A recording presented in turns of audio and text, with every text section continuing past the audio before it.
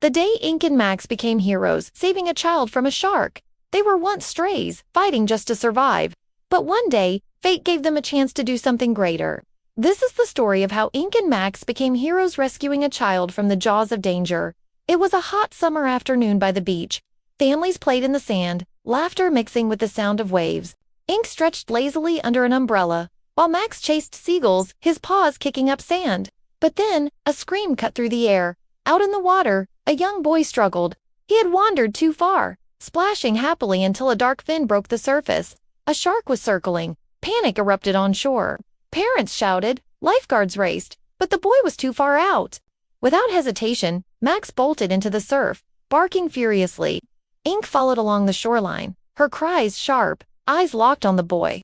Max swam hard, waves crashing against him, but his small body didn't falter. He barked louder, splashing to draw the shark's attention. The predator turned, circling him now. That's when Ink made her move. She darted to a lifeguard stand, clawing and yowling until a life buoy dropped to the sand. Her frantic cries drew people's eyes exactly where they needed to look. The boy clung desperately to the float that rescuers had thrown, but Max was already beside him, nudging him toward it, keeping him afloat. His little body swam against the waves with all its strength. The shark lunged once too close, but the sight of frantic splashing, shouting people, and the sheer chaos Ink and Max had created drove it away. Finally, the boy was pulled onto the lifeguard's board. Coughing but alive, Max climbed up after him, exhausted, tail still wagging.